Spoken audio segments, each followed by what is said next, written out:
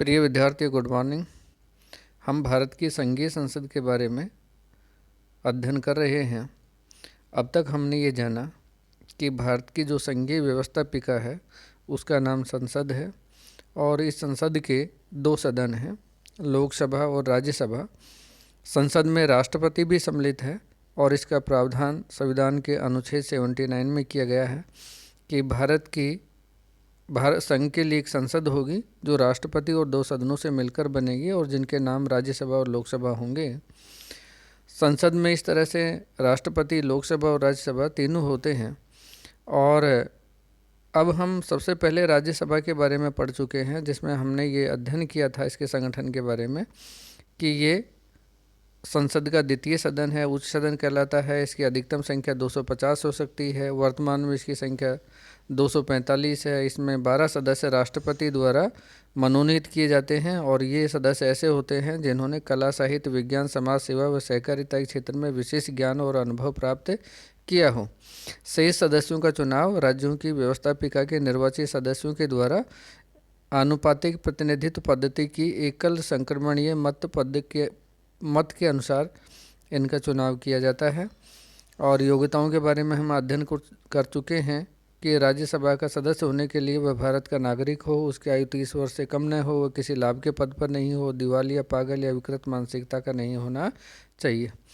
और हम ये पढ़ भी चुके हैं कि राज्यसभा एक स्थायी सदन है।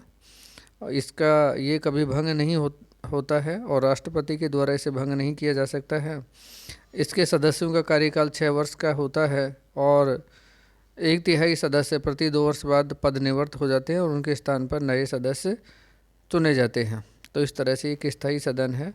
जहाँ तक पदाधिकारी थे उसमें हमने ये अध्ययन किया था कि जो भारत का उपराष्ट्रपति होता है वो राज्यसभा का पदेन सभापति होता है। इसके अतिरिक्त राज्यसभा के सदस्य अपने सदस्यों में से एक उपसभापति निर्वाचित करते हैं जो सभापति की अनुपस्थिति में उसके दायित्वों का निर्वहन करता है।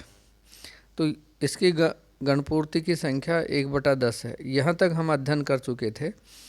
आज का जो हमारा टॉपिक है वो राज्यसभा के कार्य एवं शक्तियों के बारे में है कि राज्यसभा के द्वारा कौन कौन से कार्य किए जाते हैं और उसकी शक्तियाँ क्या हैं।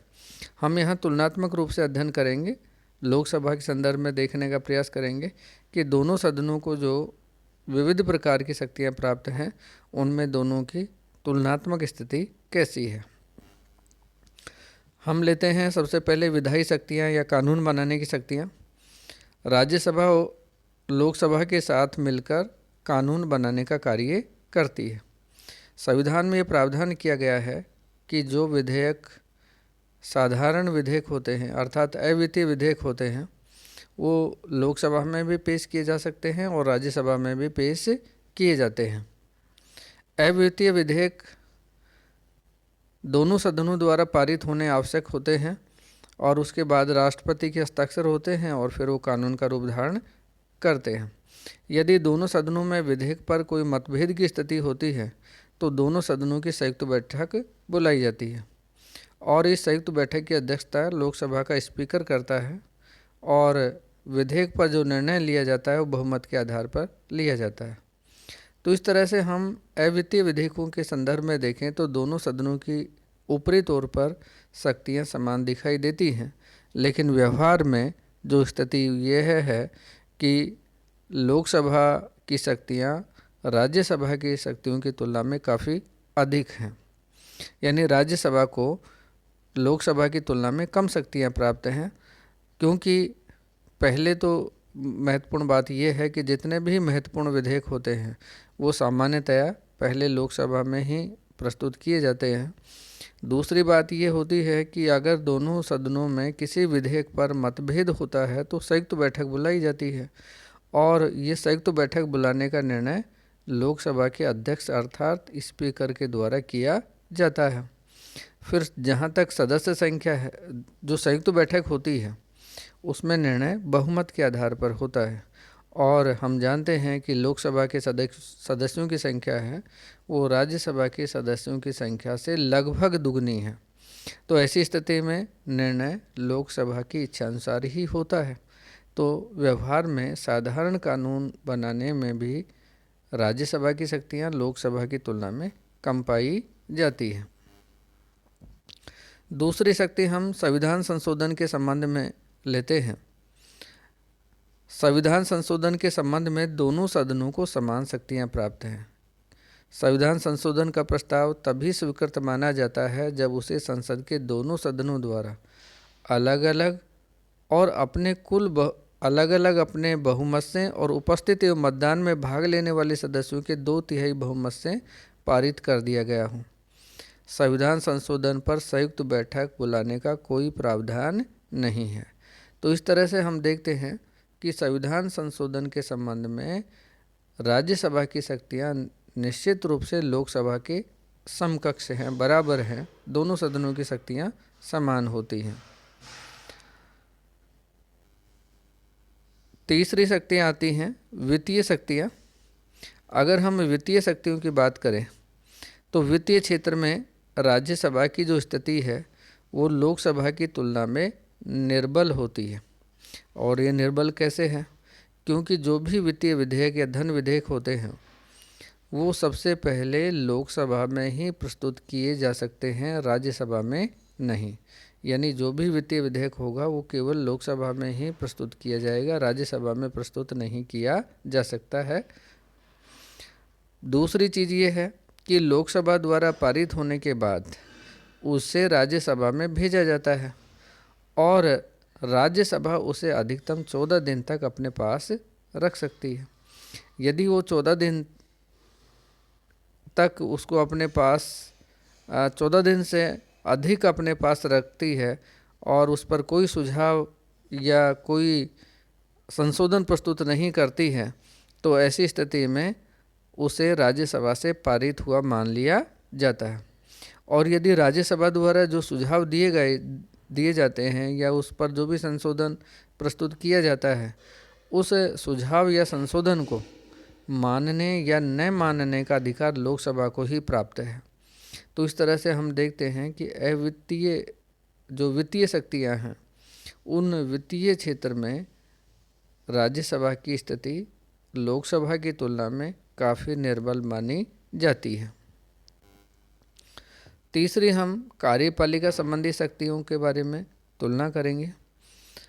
कार्यपालिका का मतलब होता है मंत्रिमंडल से संबंधित शक्तियाँ। तो कार्यपालिका के क्षेत्र में उसकी स्थिति लोकसभा की तुलना में काफ़ी निर्बल मानी जाती है, क्योंकि मंत्रिमंडल केवल लोकसभा के प्रति उत्तरदायी होता है, राज्यसभा के प्रति उत्तरदायी नहीं होता है। यद्यपि राज्यसभा के सदस्य मंत्रियों से प्रश्न पूछ सकते हैं, पूरक प्रश्न पूछ सकते हैं, लेकिन उन्हें अविश्वास प्रस्ताव पारित करके मंत्रिमंडल को हटाने का अधिकार नहीं है।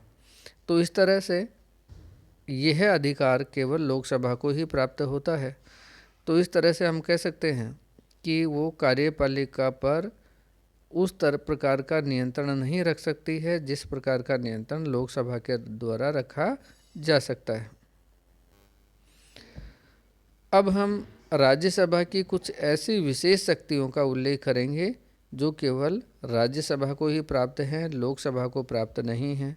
यह राज्यसभा के अनन्य अधिकार माने जाते हैं। इनका प्रावधान संविधान के आर्टिकल 249 में किया गया है।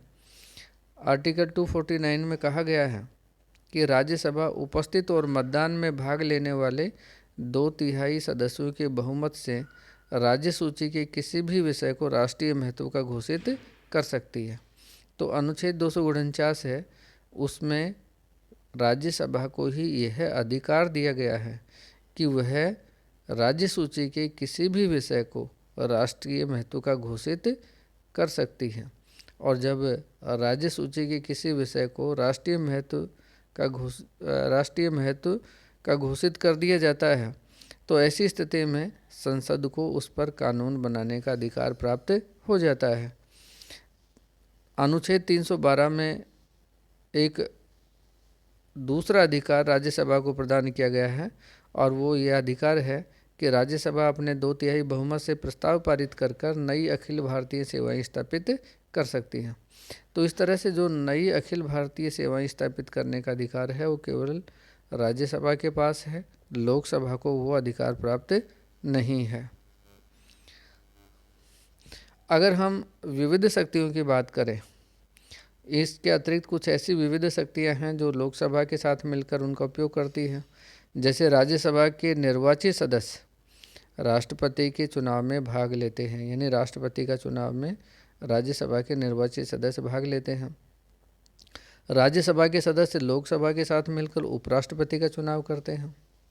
राज्यसभा लोकसभा के साथ मिलकर महाभियोग की शक्ति का प्रयोग करती है। हम जानते हैं कि जितने भी देश के महत्वपूर्ण पदाधिकारी होते हैं, चाहे वो राष्ट्रपति हो, उच्चतम या उच्च न्यायालय के न्यायाधीश हो, या महालेखाकार परीक्षक हो, या चुनाव आयुक्त हो, इनके विरुद्ध जो महाभियोग का प्रस्ताव है वो राज्यसभा और लोकसभा दोनों साथ मिलकर इस शक्ति का प्रयोग करती हैं। वह लोकसभा के साथ मिलकर उपराष्ट्रपति को उससे पद से हटाती हैं और उपराष्ट्रपति को उसके पद से हटाने का प्रस्ताव राज्यसभा में ही पहली बार पारित होता है। इसके अतिरिक्त 1 माह से अधिक अवधि के लिए आपातकाल लागू करना हो तो लोकसभा और राज्यसभा दोनों का अनुमोदन होना आवश्यक है। तो इस तरह से हम देखते हैं कि ये जो विविध शक्तियां हैं, इन विविध शक्तियों में वो लोकसभा के साथ मिलकर इन शक्तियों का उपयोग करती है।